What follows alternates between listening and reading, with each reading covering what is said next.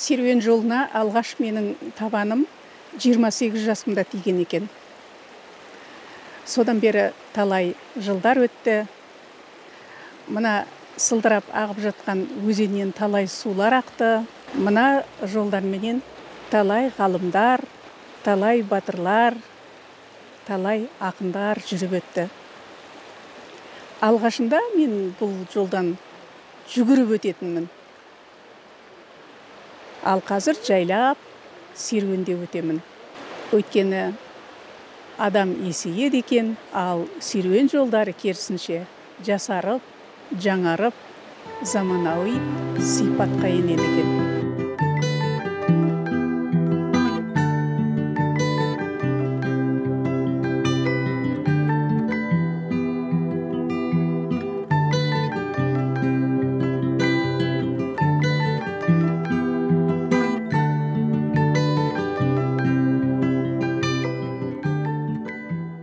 Менің атым Шолпан, 80-ге келдім. Міне бұл жерде жүргелі 40 жылдай уақыт болды. Бұл терең-көр бізге үлкен денсаулық сыйлады. Үлкен кішінің бойына қуат, жанына шуақ сыйлайтын бұл серуен жолы Ақбас Алатаудың Құзар шыңынан құлап ағып жатқан кіші Алматы өзенінің жағалауына салынған. Өткен ғасырдың 70-ші жылдарында мұнда жалғыз аяқ топырақ соқпақтан басқа еш нәрсе болған емес. Бүгінде дамыған елдердегі демалыс орындарының бірде-бір кемдігі жоқ. Серуен жолына асфальт төселген, жағалауға түрлі бұталар мен гүлдер егіліп, балалар мен ересектерге арналған спорт алаңдары жасақталған.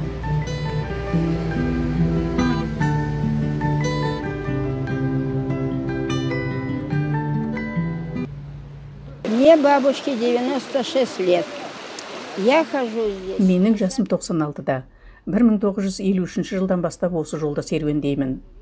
Ол кезде өзен жағасындағы жалғыз аяқ соқпақ абаттандырылмаған еді.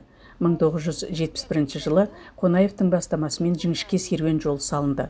Сосын біртіндеп жолды кеңейтті. Сөйтіп, бұл ара денсаулық соқпағына айналды. 25 жасымда мен ауыр жүрек сырқатына ұшырадым. Аяғымнан тұрғызған осы серуен жолы. Бұл күндері жүрегімнің, кеудемнің қай тұсында екенін сезбеймін. Үлкен, кіші, орта жастағылардың бәріне айтарым, көп жүріп, денсаулықтарыңды шыңдап, ұзақта саламатты ғұмыр кешіңдер. Меня поставила на ноги. Теперь, в свои годы, я не знаю, с какой стороны у меня сердце. Всех прошу, молодых, взрослых, среднего возраста, ходите, ходите, укрепляйте свое здоровье и живите долго, долго, долго. 25 жасында ауыр жүрек сырқатына ұшыраған жас Зина 96-ға жетпек түгіл тірі қалам деп ойлаған емес. Өзен бойындағы өмір соқпағы және табанды серуен оған ұзақ ғұмыр сыйлады. Біз осы Тереңкөлдің бойында жанұямызбен түгел жұбайым, балаларым, қыздарым, немерлерім осы арада жүреміз, көп жүреміз, тынығамыз, денсаулық аламыз, жаттығулар жасаймыз. Өте жақсы жүріп, бұл керемет жер. Керемет адамға қуат беретін жер. Мына біз қазір кіші Алматы өзенінің бойындағы Тереңкөлде жиналып жатырмыз.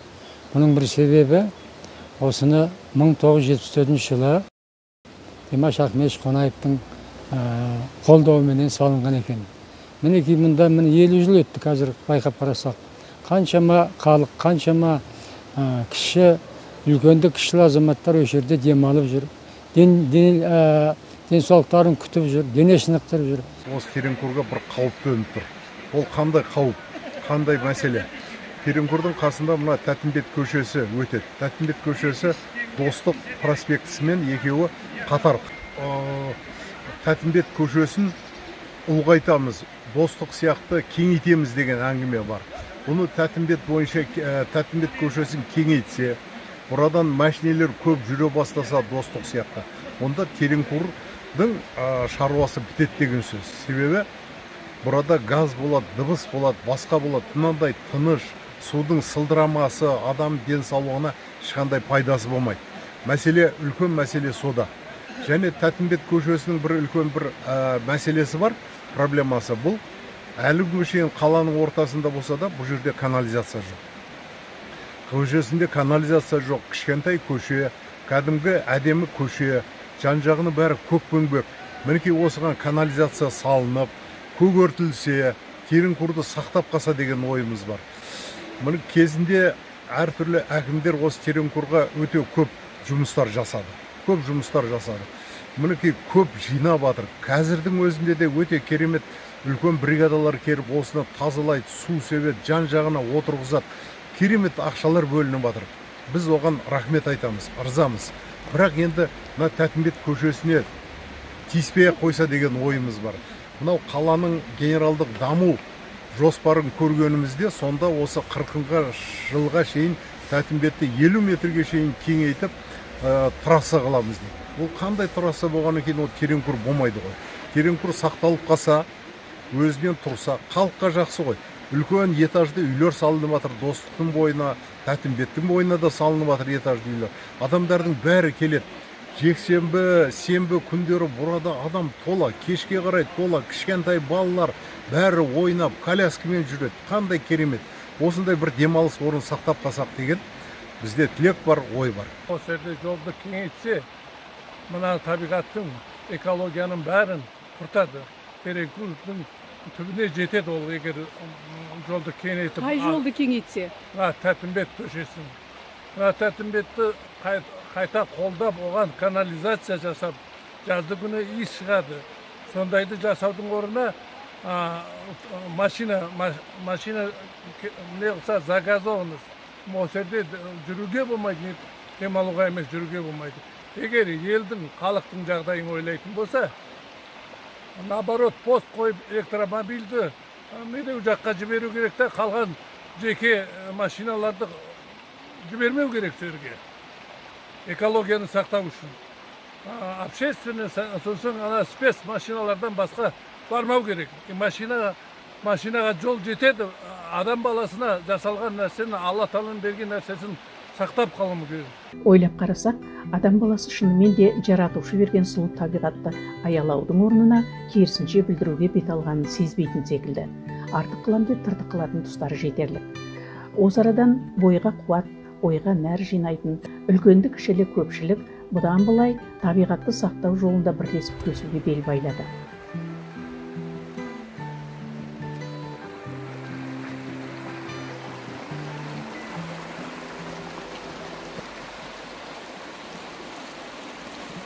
Ал енді осы жағалауда мен бірнеше жыл болып жүргеніме, мұнда күніге таңертең болсын, кешке болсын үлкенді кішілі бауырларымыз кездесіп тұрады.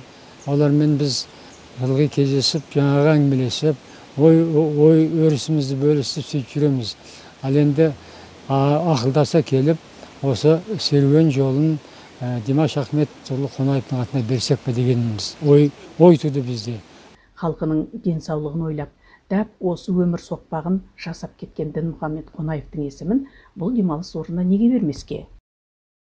Қонаев атындағы серуен жолы деп біз келістік. Енді бұны алып, жаңағы неге құзырлы органдарға апарсақ, мысалы Қонаев атындағы фонд бар, қор бар, одан кейін мынау тағы да үлкен кәдімгі біздің акиматтар бар, соларға бар, біз келіссек па деген ой болып тұр. Орта жасқа келген, өзін делеген, біз бәріміз сыйлап жүрген біздің Аренов Мұрат деген жігітті біз төраға сайладық. Ол енді біраз жұмыс істейді, әлбетте бәрімізді біріктіреді.